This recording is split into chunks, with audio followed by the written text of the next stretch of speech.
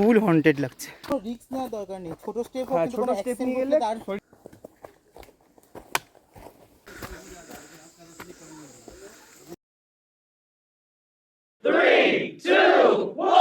Let's go.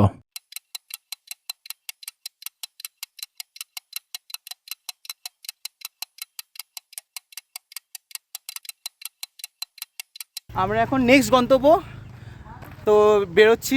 আজ last আমরা মেঘালয়তে trip করছি, এরপর আমরা গুয়াহাটিতে আবার চলে যাবো কামাখ্যার দিকে। আজকে আমরা ম্যাডোকে রয়েছি। এই রুমগুলোতে আমরা নিয়েছিলাম, কালকে রাতে এখানে ঢুকেছিলাম। খুব ব্যবহার ভালো, এখানকার লোকেদেরও খুব ব্যবহার ভালো। পরে আপনাদের রুম ট্যুরটা একবার দেখিয়ে দেবো। আর রুমগুলো তুলনামূলক অনেকটাই সস্তা পড়েছে। তো এখন আমরা রওনা হচ্ছি। এই আমাদের ফুল সেট আপ রেডি হয়ে রয়েছে। দেখা যাক নেক্সট গন্তব্য কোথায়। আমরা চেরাপুঞ্জিতে সেকেন্ড দিন ঘুরতে বেরিয়েছি ম্যাডাম থেকে। আজকে আমরা 2-3টে স্পট তো ঠিক করেছি, শুধু একটা জায়গা আমরা একটু বাদ দিয়েছি, সেটা হচ্ছে লিভিং রুট। কারণ আমাদের এখানে সবাই সেই ধকলটা নিতে পারছি না। ডাবল টেক ওয়াটারফলের সময় আমরা বুঝতে পেরে গেছি লিভিং রুটে নামাটা অনেকটাই কঠিন হবে, বিশেষ করে আমার আর শুভেন্দুদার ক্ষেত্রে, কারণ আমাদের বডি ওয়েটটা অনেকটাই বেশি। তো আমরা এখন এসে গেছি ম্যাডক ভিউ পয়েন্টে। এটা হচ্ছে ম্যাডক ভিউ পয়েন্ট। এখানে জিপ লাইনিং আছে, যেটা 800 টাকা করে নেয়। আর ওইদিকে দূরে দেখা যাচ্ছে যেখান থেকে বাঞ্জি জাম্পিং হয়, আর সেটা পরে হলো হচ্ছে 3000 টাকা করে।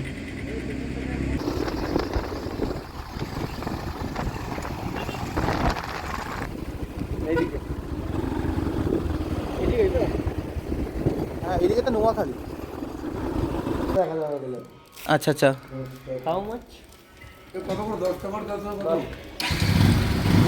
টু হুইলার ফর 10 টাকা।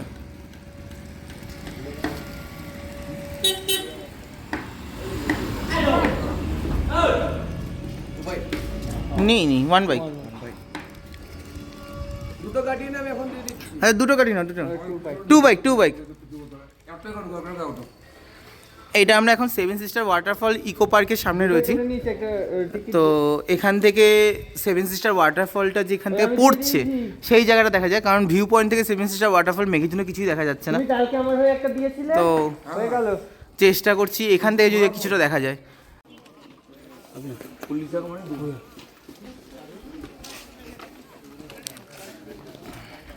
ফোনটা তোমার কাছে?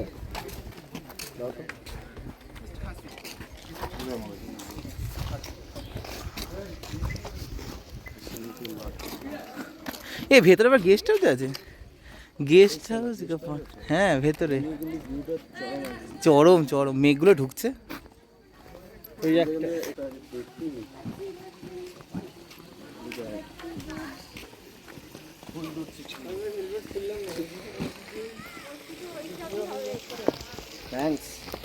আমরা আছি এখন কোথায়? আমরা ইকো পার্কে রয়েছি এখানকার। কিন্তু এটা কলকাতার ইকো পার্ক না, এটা হলো মেঘালয়ের ইকো পার্ক। হ্যাঁ, যেখানে পাহাড় পর্বত আর চারিদিকে ধোঁয়া। তুইও মেঘে ঢেকে গেছিস।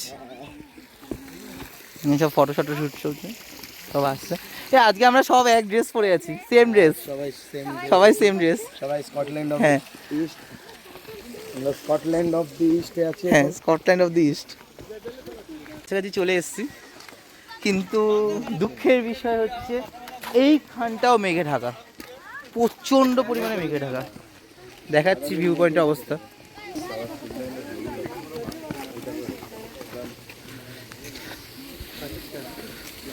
এখান থেকে ওয়াটারফলসগুলোর ধারাগুলো দেখা যায়। এই একটা ধারা রয়েছে, ওইদিকে আরও ধারা আছে, এদিকেও আছে, কিন্তু এখন কিছুই দেখা যাচ্ছে না। 7 সিস্টার ওয়াটারফলের ধারাটা, যেটা এইখান থেকে এই জলগুলো আসছে আর এরকমভাবে এখান দিয়ে বেরিয়ে যাচ্ছে, এরকমভাবে এখান দিয়ে বেরোচ্ছে, এরকমভাবে অনেকগুলো ধারা আছে এখানে, সেই ধারাগুলো দেখা যায়।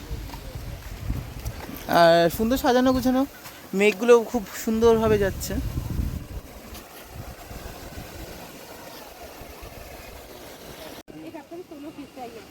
মেঘগুলো পুরো উপরের দিকে উঠছে, ঘেসে গেছে।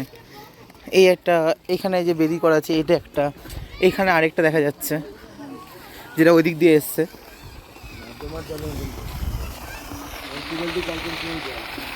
হ্যাঁ, এগুলো এক একটা ধারা 7 সিস্টার ওয়াটারফলে। একটু ঝাপসা আছে কারণ পুরোটাই মেঘে ঢাকা রয়েছে এখানটা আমাদের। আর ওইদিকে আরও আছে। হ্যাঁ, এগুলো প্রত্যেকটা একটা করে সিস্টার বোঝায় যেগুলো। ক্লিয়ার হচ্ছে রে।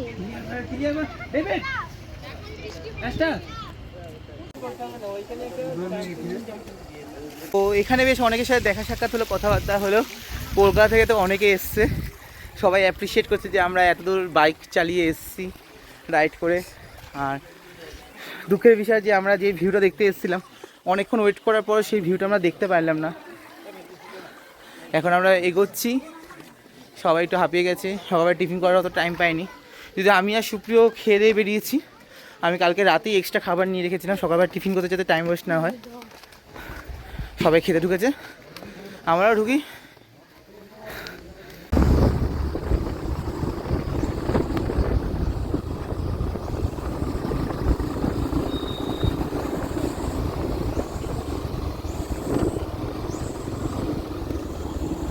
তো আমরা এখন আরোয়ান কেভের এখানে ঢুকছি। আরোয়া কেভ 22 হইল।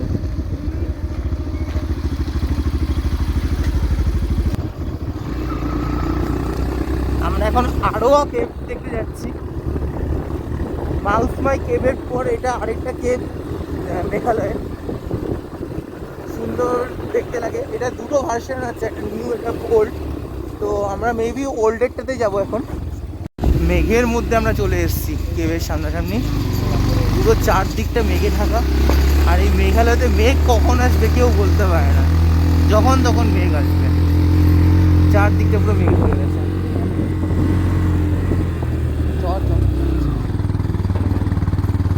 কোথায় রাখতে হবে গাড়ি? চল, আমাদের গাড়ি সামনে রয়েছে সবাই। ডান দিকে শুভ্রদ্বীপেরটা, আর বাকিদেরটা একটু দেখতে হবে। ওই যে ওখানে ব্লগিং চলছে। সামনের দিকে রাস্তাটা এগিয়ে চলেছে কেভের এখন ভেতরে, আর চারদিকটা পুরো মেঘে ঢাকা। এদিকে দেখা যাচ্ছে এদিকে খাইটা নেমে গেছে, যেখান থেকে মেঘটা আসতে পুরো ওপর দিকে উঠছে। এটা ব্রিজ করা, যেখানে আমরা এগিয়ে চলেছি। অসাধারণ ভিউ, জাস্ট অসাধারণ ভিউ। আমরা এখন এসে গেছি এখানে, টিকিট কাউন্টারের সামনে এসে গেছি। Adult 50, shooting film 1000। তো আরও কেবে এখন আমরা ঢুকছি, টিকিট কাটা হয়ে গেছে। আর এখানে কাজ বাজ হচ্ছে কিছু। এখানে একটা কিছু ওয়ার্নিং দেওয়া আছে, don't hunting inside outside the cave, don't carry alcohol, beer inside and outside the cave, don't smoke inside, outside the cave will find has 1000। তো তিনটে ওয়ার্নিং দেওয়া আছে, যেটা বেসিক ওয়ার্নিং সব জায়গাতেই থাকে।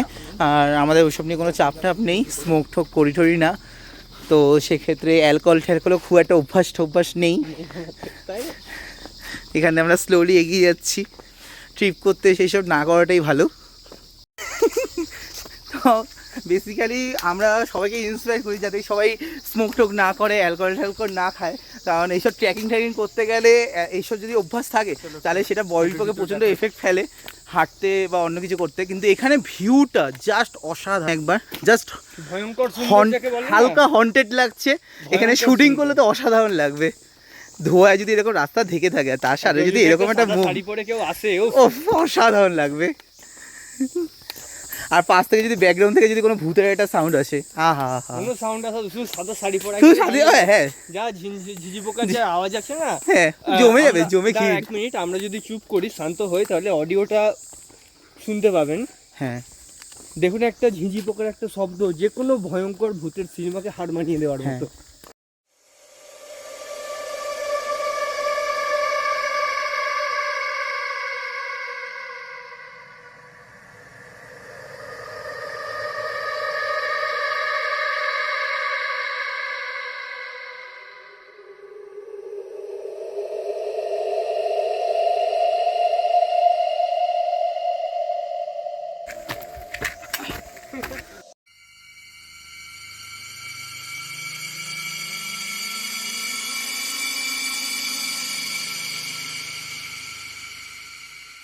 তো এসে গেছি আমরা কেবের একদম মুখের সামনে।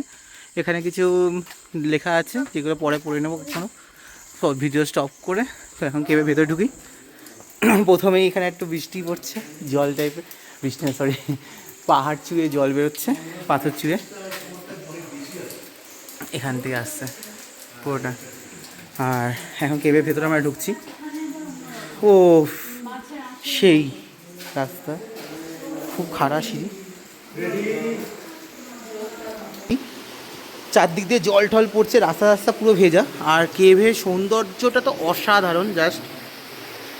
এখান দিয়ে ড্রেনেজ সিস্টেম করা আছে, জলটা বেরিয়ে যাচ্ছে, এটা মানে ম্যানুয়াল ড্রেনেজ সিস্টেম কেটে করেছে। হ্যাঁ আসছি, সব বেরোচ্ছে এখান দিয়ে। আচ্ছা এই রাস্তা দিয়ে মনে হয় যেতে হয়, এই রাস্তা দিয়ে বেরোতে হয়।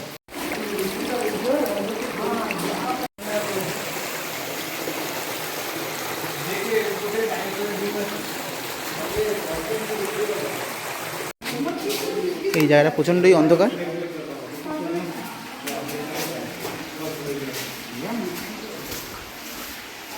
এখন আমরা কেবে যে জায়গাটা আছি সেখানটা প্রচণ্ড নিচু হয়ে যেতে হচ্ছে।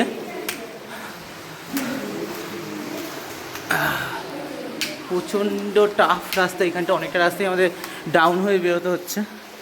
আর পাহাড়ে গা বেয়ে যে জলটা নামছে সেই জলটা প্রপার দেখা যাচ্ছে, সাইড দিয়ে বেয়ে যাচ্ছে, পুরো রাস্তায় ভেজা ভেজা আছে। এখানে আবার মাথা উঁচু করে যাওয়া যাচ্ছে।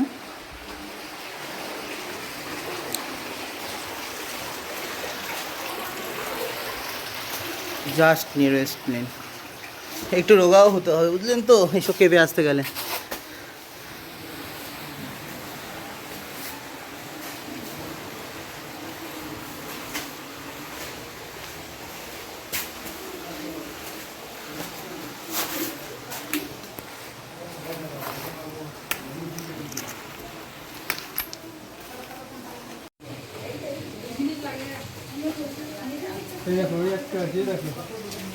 গাছের পাতা,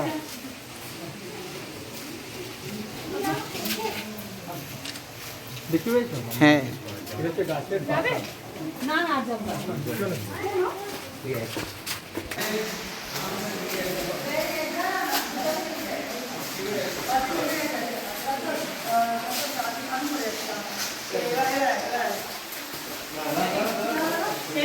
এটা কি এন্ড? এটা শেষ। হ্যাঁ এইটুকুই অবধি ছিল, এখানেই ছিল হচ্ছে এটা শেষ। তো এরপর আর যাওয়া যাবে না, ওদিকে নো এন্ট্রি লেখা আছে। তো আমরা এখান থেকে এখন ব্যাক করবো গোয়ার ভেতর থেকে। রাস্তাটা সেম এদিকেই আছে, খুব বেশি বড় যে কে বলবো না। আমার নিজের ওপিনিয়ন বলতে গেলে এর থেকে মাউস মাই কেভটা অনেক বেশি ভালো লেগেছে জিভা কেভ থেকে। আর এর যে টিকিট প্রাইসটা ছিল সেই প্রাইসটাও আমার একটু বেশি লাগলো, 50 টাকা। এই কেভের জন্য তো 50 টাকা মানায় না। অনেকটাই অন্ধকার রয়েছে জায়গাটা, বেরিয়ে আসি। তো এর থেকে ওই কেবে ছিল 30 টাকা এন্ট্রি, সেটাই বেশি বেটার লেগেছে। আর বিভিন্ন রকম গর্ত রয়েছে, আমাদের কী সব এক্সপ্লোর করছে ভগবান জানে। তো যাই হোক, কিছু জায়গায় পাহাড়টা খুব নিচু আছে। আমার এর গুহার থেকে বেশি ভালো লেগেছে এই গুহা অবধি আসার যে রাস্তাটা, সেই রাস্তাটাই আমার বেশি ভালো লাগলো। এখন গুহা থেকে বেরোচ্ছি, খুব বেশি আহামরি আমি বলবো না জায়গাটা। এখানেই শেষ করছি ভিডিওটা, দেখা হবে এবার নেক্সট স্পটে।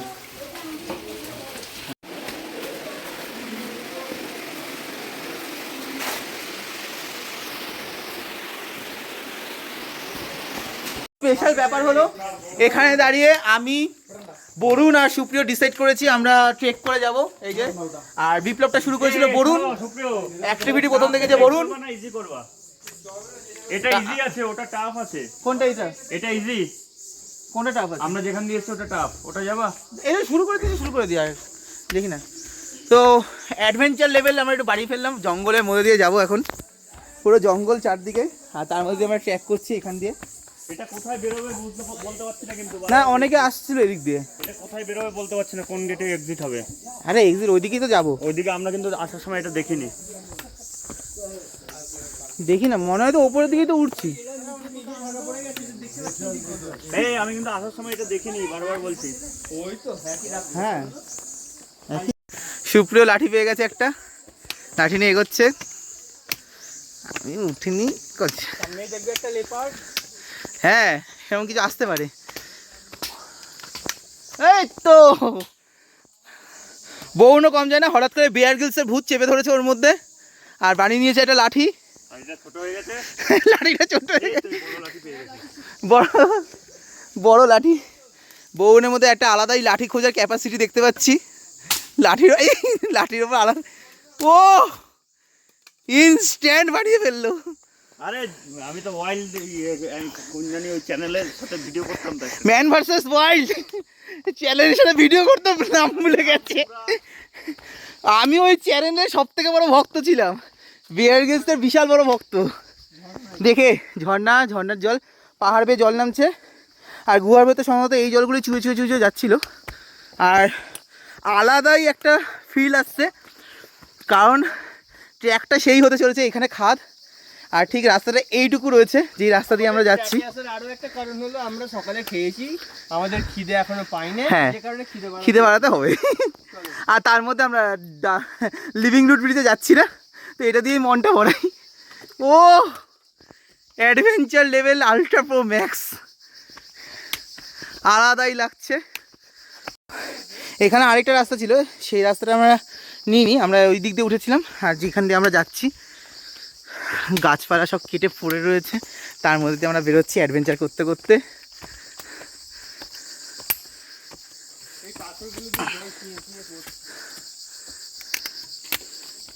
ও সাবধান সাবধান, দাঁড়া সুপ্রিয়।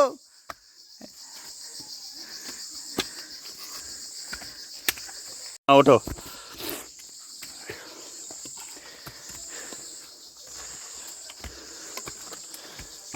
এই গাছের পাশে নয়, গাল ফেলে ধরবে। পাতাটা ভুলে গেছে।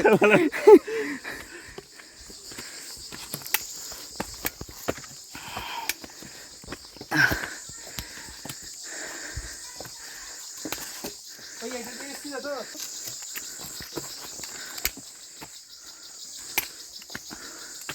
এটাই বেটার, বরুণ যেটাতে উঠলো। বাইরে আমি কিন্তু চটি পরে ট্রেকিং করছি, ঠিক আছে, এরকম কিছু না, ট্রেকিং শু।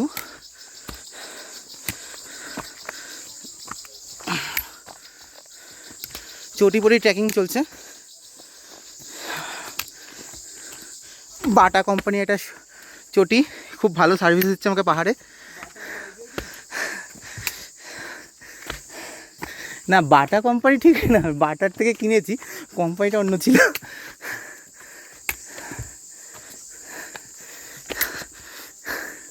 ও ও চলো ওঠো, মনে একদম হাই চটি পড়ে যাচ্ছে দেখো। আর এদিকে আমি একটা লাঠি নিয়ে নিয়েছি।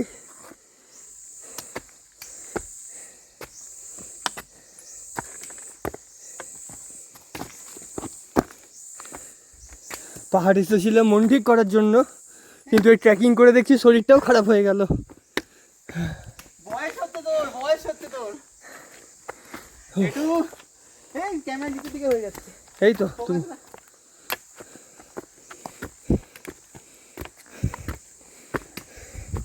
খাবার হজম হচ্ছে, এবারে আস্তে আস্তে বোঝা যাচ্ছে।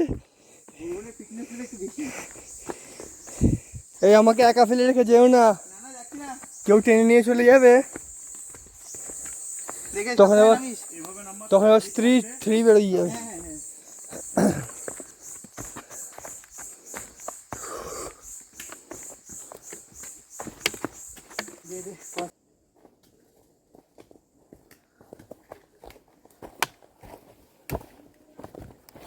উঠো বা নাবো যাই করো, সবসময় ট্রাই করবে ছোট ছোট স্টেপ নেওয়া। হ্যাঁ, তাতে আমার 10 মিনিট বেশি টাইম লাগুক, কোনো রিস্ক নেওয়ার দরকার নেই। ছোট স্টেপ, হ্যাঁ ছোট স্টেপ নিয়ে গেলে তার শরীরে এফেক্ট অনেক বড় হয়ে যাবে, ওইটাই মেনটেন করা উচিত। এই ট্রেকিং রুট শেষ হচ্ছে, আর এখানে লেখা আছে থ্রিল টু কিল। ও তো যারা নর্মাল তাদের জন্য এই রাস্তা, এতক্ষণ যে রাস্তা ছিলাম সেটা যারা অ্যাডভেঞ্চার প্রেমী, যারা নেচারে পুরো ডিপে ঢুকে মজাটা নিতে চায় তাদের জন্য, যারা হাঁটতে জানে, যারা পাথর ঠাথর পেরিয়ে পায়ে একটু জোর নিয়ে মনের মানসিকতা একটু বাড়িয়ে এগোতে চায় তাদের জন্য ওই রাস্তাটা ছিল। সব রাস্তায় দেখিয়ে দিলাম। যাই গন্তব্যের দিকে, যেখানে আমাদের পার্কিং স্পট, তারপর সেখান থেকে রওনা হওয়া হবে নেক্সট স্পটে।